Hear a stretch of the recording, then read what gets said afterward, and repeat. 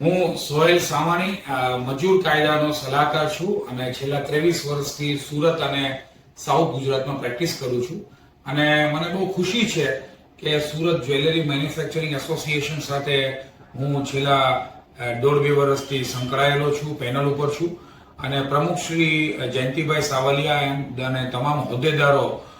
મને આ લાયક સમજી અને મને લેબર લોને લગતા આપણા જ્વેલરી એસોસિએશનના જેટલા પ્રશ્નો છે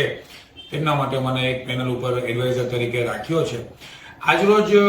જ્વેલર એસોસિએશન આપણા સુરતની અંદર જેટલા પણ યુનિટો છે એમને ફેક્ટરી લાયસન્સ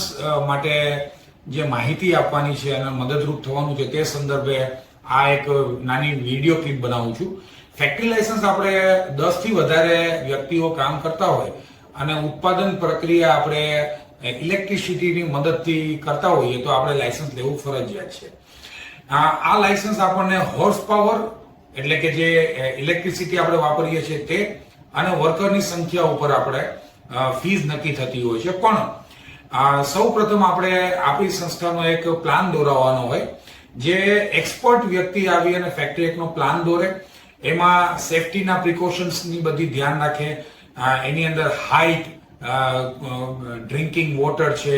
એના પછી કોઈ પણ ધુમાડો થતો હોય તો એ પ્રકારની બધી ઘણી બધી એવી વ્યવસ્થાઓ એ પોતે પ્રોપર એઝ પર રૂલ બનાવી અને ઓફલાઈન અને ઓનલાઈન જમા કરાવે. 50 થી ઓછા વ્યક્તિનું કારખાનું હોય તો આ પ્લાન સુરતથી જ મંજૂર થઈ જાય અને આ જે ફેક્ટરી લાયસન્સ છે તેને department of industrial health and safety ના અધિકારીઓ મંજૂર કરતા હોય છે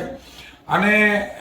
એ પ્લાન મંજૂર થાય તેના પછી આપણે એક બિલ્ડિંગનું સ્ટેબિલિટી સર્ટિફિકેટ એવા વ્યક્તિ પાસેથી લેવું પડે જેની પાસે અમદાવાદથી આ વિભાગે એને લાયસન્સ આપ્યું હોય. તો એવા વ્યક્તિ પાસે આપણે બિલ્ડિંગનું મજબૂત છે અને કામદારો માટે સેફ છે તેવું સર્ટિફિકેટ લઈએ છીએ. 5 વર્ષ સુધી વેલિડ થાય. આ એક બીજો તબક્કો છે. ત્રીજા સ્ટેપની અંદર આપણે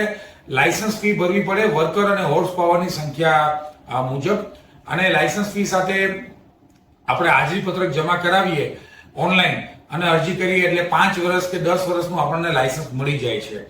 લાયસન્સ મળ્યા પછી અધિકારી એક વિઝિટ નોટ લખે છે અને દર વર્ષે આમ તો એમની પાસે અધિકારીઓ નથી જતા કારણ કે ઇઝ ઓફ ડુઈંગ બિઝનેસની અંદર ઓનલાઈન ઇન્સ્પેક્શન આવે છે અને 2 વર્ષે 5 વર્ષે આવે અથવા તો કોઈ ફરિયાદ કામદારની થાય બાકી પગારની કે કોઈ એવા ભંગની યુનિયનની થાય તો અધિકારીઓ આવતા હોય છે અને એ અધિકારીઓ હાજરી પત્રક, પગાર પત્રક, આઈ કાર્ડ રજીસ્ટર અને આ લાયસન્સ ને પ્લાન મંજૂર ને એ બધું જોતા હોય છે એટલે કે બહુ વધારે માથાકૂટ હોતી નથી અને કોઓપરેટિવ હોય છે બધા અધિકારીઓ. આ સિવાય જો કોઈ જ્વેલરી મેન્યુફેક્ચરિંગમાં આપણે કોઈ એવા સોલ્વેન્ટ રાખતા હોઈએ કે મિથેનોલ રાખીએ અથવા તો જે એલપીજી ના કમર્શિયલ ગેસ સિલિન્ડર રાખીએ તો એની એક સર્ટેન માત્રા સુધી તો વાંધો નથી, પણ એનાથી વધારે જો તમે સ્ટોર કરતા હો તો બધી પેસો પેટ્રોલિયમ એન્ડ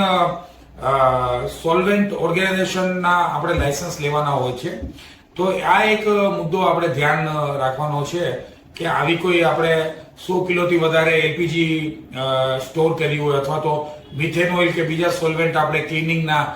300 લીટરથી વધારે સ્ટોર કરતા હોય છે તો એની પણ આપણે પરમિશન આમાં લેવાની થતી હોય છે. એટલે આ લાયસન્સ માટે આ એક વિડીયો છે એટલે સામાન્ય આમાં જાણકારી છે. મને જેના મેસેજીસ આવશે તે બધાને હું